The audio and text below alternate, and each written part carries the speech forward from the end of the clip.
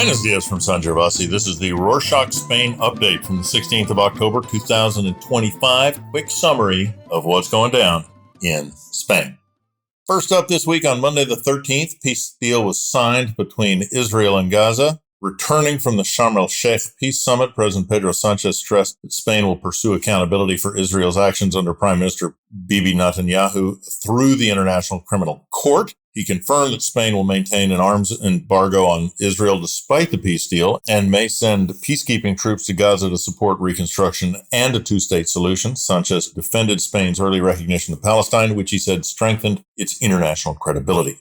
On to home affairs, on Tuesday the 14th, government unveiled its proposal to add the right to abortion to the Constitution, creating a new section in Article 43 that recognizes women's rights to terminate pregnancy, guaranteeing public authorities will ensure it under equal conditions. Minister Ana Redondo and Monica Garcia from the Socialist Party presented the reform, calling it a constitutional shield for women's rights. Socialists and Sumar reached a last-minute agreement on the proposal after intense overnight negotiations. However, reform is unlikely to pass without support of the opposition, the Partido Popular, PP.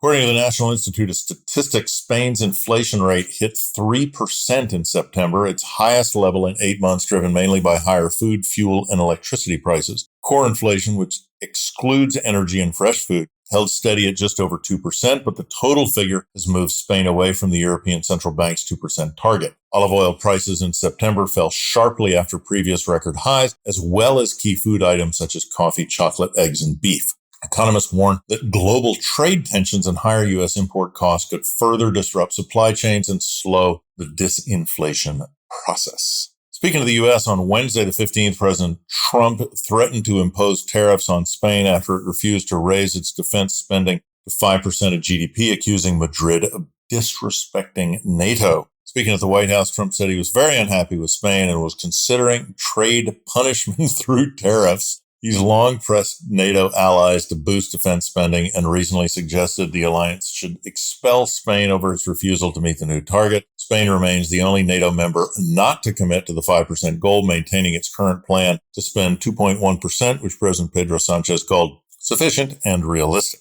Heavy rainfall from Storm Alice caused severe flooding across eastern Spain, trapping residents and cars and forcing evacuation. Storm began on Tuesday the 7th, wrapped up a week later on Tuesday the 14th. Catalonia has been hit the hardest with muddy rivers surging through the streets in Tarragona. State of emergency has been declared in 5 regions across the peninsula. Authorities evacuated residents in Murcia in the south and opened emergency shelters after receiving thousands of distress calls. The Balearic Islands off the coast of Catalonia, including Mallorca and Ibiza, remain under amber and yellow weather warnings as further rainfall is expected. Luckily, no deaths have been reported. Clear skies have already moved into the affected areas. Next, Monday the 13th, the city of Santiago de Compostela in northwestern Spain announced it would ban the opening of new souvenir and specialty shops in the historic center to curb over-tourism and preserve local life. The city is one of Spain's top tourist destinations, already has nearly 100 souvenir stores packed into just a few streets. Officials say the measures aim to repopulate the old town with residents and local businesses after decades of growing commercialization linked to the Camino de Santiago, the famous walk Christian pilgrims make across the world that they undertake. While globalization has turned souvenirs into a thriving business, city leaders insist that restricting new stores is essential to protecting Santiago's cultural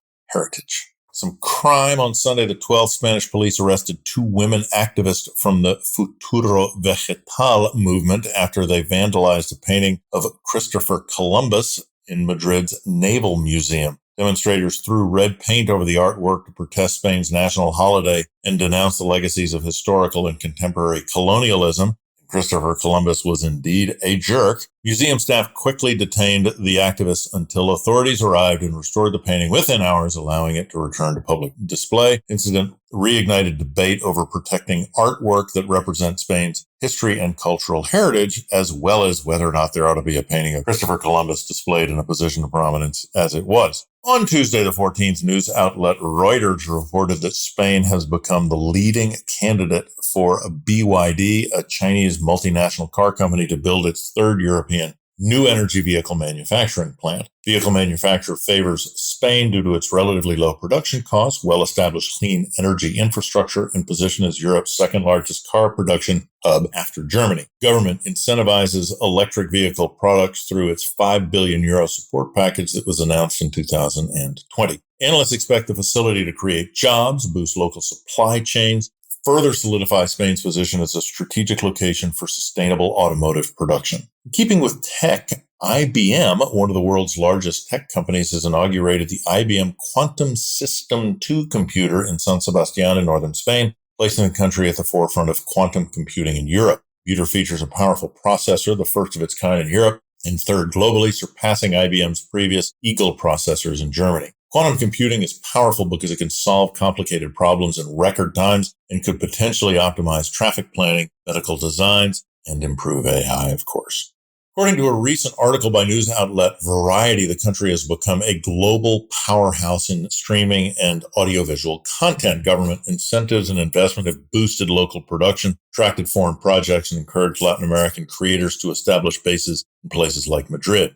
Spain even opened a support office in Singapore, reflecting growing demand in Asia. Popular hits like Netflix's Money Heist, its ridiculous English name for La Casa de Papel, and Society of the Snow, La Sociedad de la Nieve, and Prime Video's Red Queen, Reina Roja, have strengthened Spain's reputation. Between 2022 and mid-2025, Spanish titles accounted for just over 6% of the global non-English streaming revenue. Now, story from the world of bullfighting, which is evidently still around. On Sunday the 12th, Morante de la Puebla, Spain's top matador, retired at 46 years old after a dramatic final fight at Madrid's Las Ventas. Despite a heavy injury earlier in the afternoon, Morante delivered a strong performance, earning the audience's highest honor as he was carried through the arena where he symbolically cut off his own ponytail in the ring. His retirement leaves bullfighting without one of its most popular figures at a time when public sentiment is turning against the sport. A BBVA Foundation study showed that 7 in 10 Spaniards now oppose bullfights, particularly younger and university-educated citizens.